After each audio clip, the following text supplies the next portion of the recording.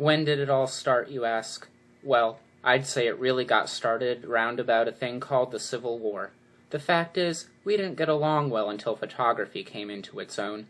Then motion pictures in the early 20th century, radio, television, things began to have mass. And because they had mass, they became simpler. Once, books appealed to a few people. Here, there, everywhere. They could afford to be different. The world was roomy. But then the world got full of eyes and elbows and mouths. Double, triple, quadruple population. Films and radios, magazines, books leveled down to a sort of paste pudding norm. Picture it. 19th century man with his horses, dogs, carts, slow motion. Then in the 20th century, speed up your camera. Books cut shorter, condensations, digests, tabloids. Everything boils down to the gag, the snap ending. Classics cut to fit 15-minute radio shows, then cut again to fill a 2-minute book column, winding up at last as a 10 or 12-line dictionary resume. I exaggerate, of course. The dictionaries were for reference. But many were those whose sole knowledge of Hamlet was a 1-page digest in a book that claimed, "Now at last you can read all the classics. Keep up with your neighbors." Do you see? Out of the nursery, into the college, back to the nursery. There's your intellectual pattern for the past 5 centuries or more. Politics. 1 column, 2 sentences, a headline. Then, in midair, all vanishes. Whirl man's mind around about so fast under the pumping hands of publishers, exploiters, broadcasters, that the centrifuge flings off all unnecessary time-wasting thought. School is shortened, discipline relaxed, philosophies, histories, languages dropped, English and spelling gradually neglected, finally almost completely ignored. Life is immediate, the job counts, pleasure lies all about after work. Why learn anything save pressing buttons, pulling switches, fitting nuts and bolts? The zipper displaces the button, and a man lacks just that much time to think while dressing at dawn, a philosophical hour, and thus a melancholy hour. Empty the theaters save for clowns, and furnish the rooms with glass walls and pretty colors running up and down the walls like confetti or blood or sherry or sauterne. More sports for everyone, group spirit, fun, and you don't have to think, eh? Organize, and super-organize super sports. More cartoons and books, more pictures. The mind drinks less and less. Impatience. Highways full of crowds going somewhere. Nowhere. The gasoline refugee. Towns turn into motels. People in nomadic surges from place to place, following the moon tides, living tonight in the room where you slept this noon, and I the night before. Now let's take up the minorities in our civilization, shall we? Bigger the population, the more minorities. Don't step on the toes of the dog lovers, the cat lovers, doctors, lawyers, merchants, chiefs, Mormons, Baptists, Unitarians, second-generation Chinese, Swedes, Italians, Germans, Texans, Brooklynites, Irishmen, people from Oregon or Mexico. The people in this book, this play, this TV serial are not meant to represent any actual painters, cartographers, mechanics anywhere. The bigger your market, the less you handle controversy. Remember that. All the minor minorities with their navels to be kept clean. Authors, full of evil thoughts, lock up your typewriters. They did. Magazines became a nice blend of vanilla tapioca. Books, so the damned snobbish critics said, were dishwater. No wonder books stopped selling, the critics said, but the public, knowing what it wanted, spinning happily, let the comic books survive. And the three-dimensional sex magazines, of course. It didn't come from the government down. There was no dictum, no declaration, no censorship to start with, no. Technology, mass exploitation, and minority pressure carried the trick, thank God. Today, thanks to them, you can stay happy all the time. You are allowed to read comics, the good old confessions, or trade journals.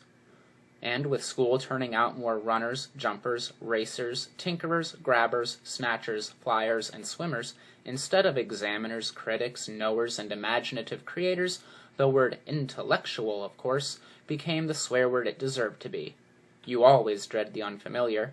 Surely you remember the boy in your own school class who was exceptionally bright, did most of the reciting and answering while the others sat like so many leaden idols, hating him. And wasn't it this bright boy you selected for beatings and tortures after hours? Of course it was. We must all be alike. Not everyone born free and equal, as the Constitution says, but everyone made equal. Each man the image of every other. Then all are happy, for there are no mountains to make them cower, to judge themselves against. So, a book is a loaded gun in the house next door. Burn it. Take the shot from the weapon. Breach man's mind. Who knows who might be the target of the well-read man? Me? I won't stomach them for a minute. You must understand that our civilization is so vast that we can't have our minorities upset and stirred. Ask yourself, what do we want most in this country, above all? People want to be happy, isn't that right? Haven't you heard it all your life? I want to be happy, people say. Well, aren't they? Don't we keep them moving? Don't we give them fun? That's all we live for, isn't it? For pleasure, for titillation? You must admit our culture provides plenty of these. Colored people don't like Little Black Sambo? Burn it. White people don't feel good about Uncle Tom's Cabin? Burn it. Someone's written a book on tobacco and cancer of the lungs? The cigarette people are weeping? Burn the book. Serenity. Peace. Take your fight outside. Better yet, into the incinerator.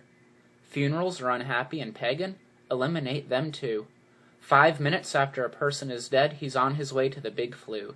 The incinerators serviced by helicopters all over the country. 10 minutes after death, a man's a speck of black dust. Let's not quibble over individuals with memoriams. Forget them.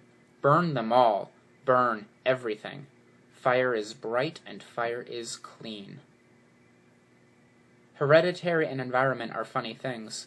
You can't rid yourselves of all the odd ducks in just a few years. The home environment can undo a lot you try to do at school. That's why we've lowered the kindergarten age year after year, till now we're almost snatching them from the cradle. And luckily, queer ones don't happen often. We know how to nip most of them in the bud, early. You can't build a house without nails and wood. Don't want a house built? Hide the nails and wood. Don't want a man unhappy politically? Don't give him 2 sides to a question to worry him. Give him one. Better yet, give him none. Let him forget there is such a thing as war. If the government is inefficient, top-heavy, and tax-mad, better it be all those than that people worry over it. Give the people contests they win by remembering the words to more popular songs, or the names of state capitals, or how much corn Iowa grew last year. Cram them full of non-combustible data. Chock them so damned full of facts they feel stuffed, but absolutely brilliant with information. Then they'll feel they're thinking, they'll get a sense of motion without moving, and then they'll be happy, because facts of that sort don't change.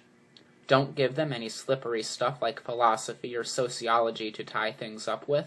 That way lies melancholy.